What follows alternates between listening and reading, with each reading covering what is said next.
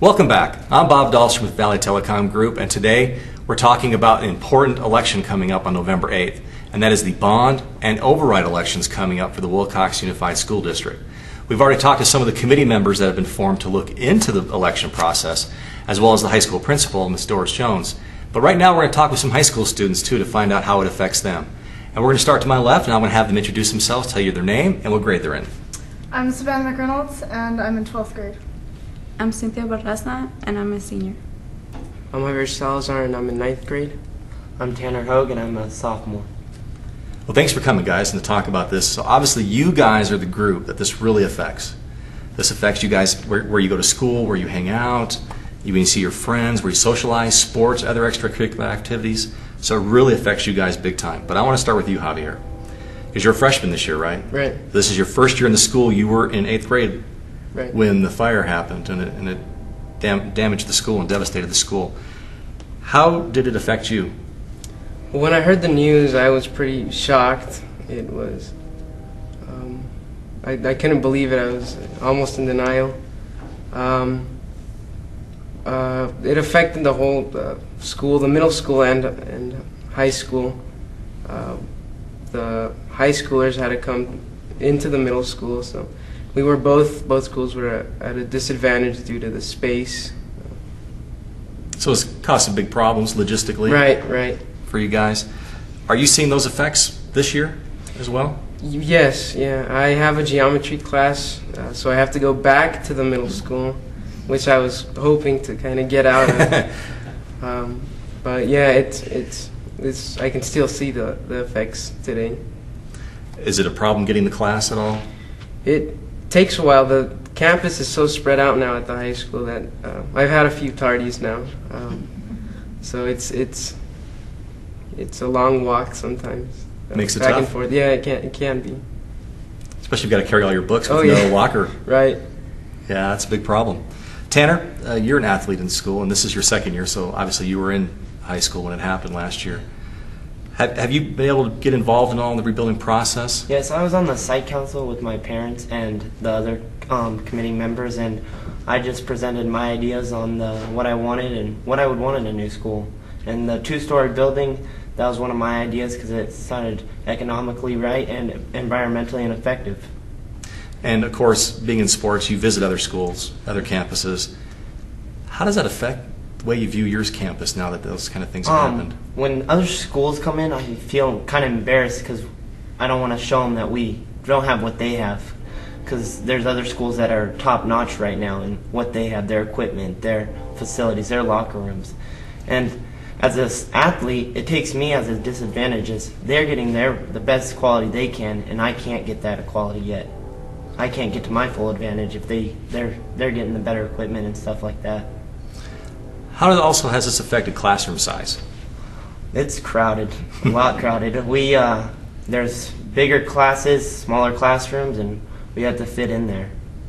What about science? Are you taking science this year? Yeah, fortunate for me, I have advanced biology, which is a college credit, so we have access to the Cochise College lab room. So we go there when we have labs. But if you are just regular biology or earth science or chemistry and stuff, they don't have that. They can't go over to the college because that's not a college credit.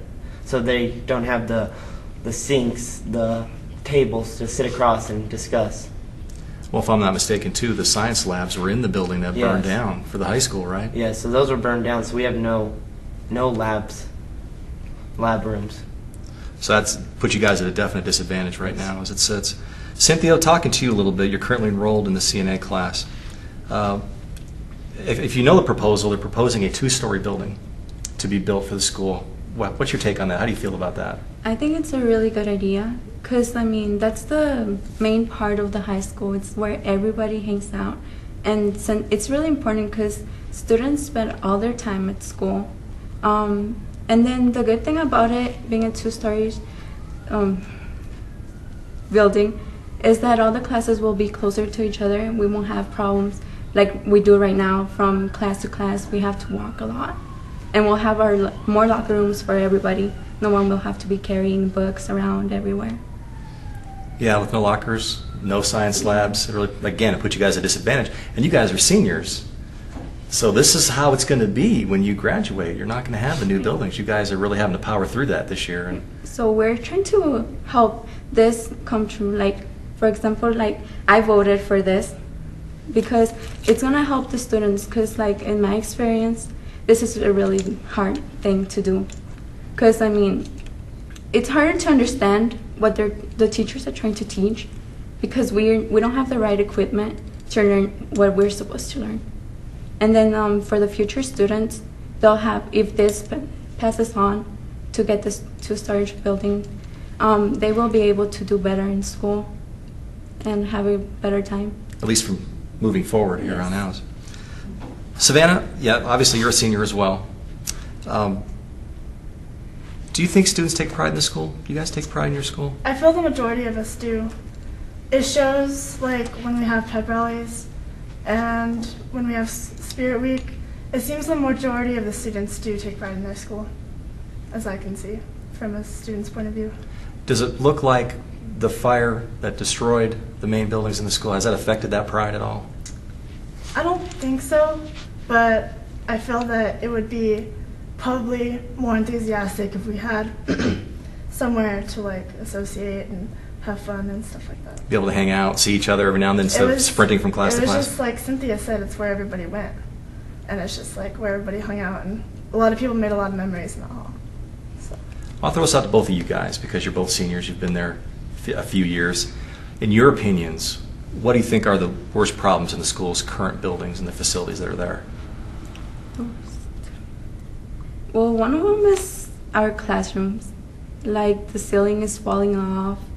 And then, like, the restrooms, we don't even have restrooms right now. Like, we have to use the gym's restroom that's not working so good.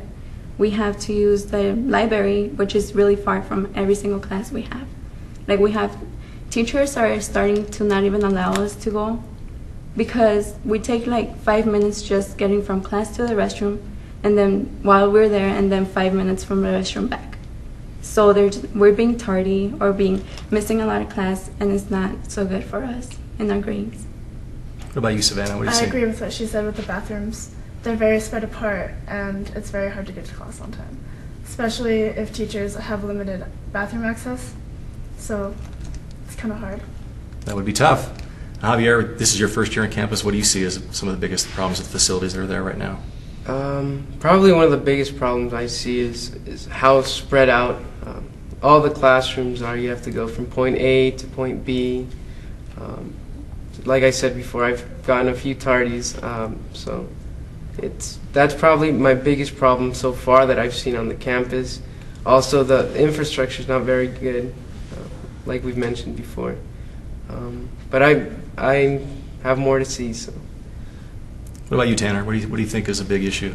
Well, as an athlete, I would say probably the locker rooms and the just that, because that's why I get up in the morning and I'm like, I'm gonna go to school and learn, but I'm gonna play sports and stuff. So I got to do my education. But at the end of the day, when I get done doing all my education, I want to go to a facility where I'm pleased, I'm happy, I'm proud to go to that facility and work out or run or do whatever. Well, we've talked about how it's affected extracurricular activities such as the gym. One thing I do want to come back to and mention a little bit, Javier, is about the band. If the override does not pass, there's a possibility that programs such as band could get cut. Right. Well, music is something that defines me. So it would be the tragedy if we lost our music programs, if we lost strings, if we lost band, choir. So it also would affect the school as a whole because without the band, we lose the pep rallies aren't pep rallies. Football games aren't as exciting as they usually would be. So I think we need to have our band. We need to have our extracurricular activities. Well, to wrap up our discussion, guys, I'm going to ask you all the same question and get you guys each a chance to answer it. And the question is, why should people vote for the override and the bond election come November 8th? I'll start with you, Tanner. For our future. If this doesn't happen, we might not be here in a few years. The school would be gone if it just crumbled up. Everything's going to start going downhill, I think, if the bond is not passed. I think the bond should be passed just for the kids, not for anything else, just to get the kids there, because we need the education and we need that in our life. What about you, Javier? Well, we spend more time at school most of the time than at home, so I think that if we don't have a good facility, then we don't get a good education, which leads to a poor future. So I think that the bond should pass for our sake, for the community's sake, for our future, because we are the future. We are going to be the future leaders, and I think that this is going to depend a lot on how the future is going to be run. And makes a big difference. right. Cynthia, what about you? I believe the bond should pass because it's going to make a lot of difference in our lives, and it's going to make our future even better.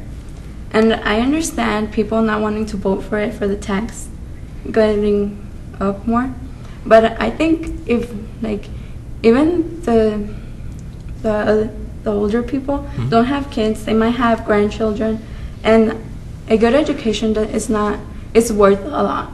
It's worth more than money. So I believe they should pass it because, I mean, it's for their own good.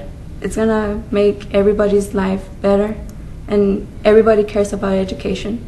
So education's a big part of life. That's it's true. It's going to help a lot.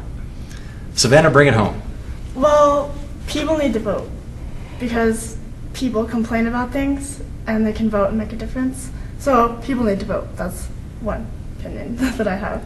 Also, I think the education is underfunded as it is, and you can ask probably anybody that and they'll tell you that. So I believe the bond should pass because it would benefit a lot of people, and I feel if we didn't have the school, I feel like this town wouldn't have as many people. Like, I really don't. So I think the bond should pass and people should vote for it to benefit education because everybody deserves an education. Well, there you have it. I want to thank you guys for coming today and sitting down and talking with us about this issue.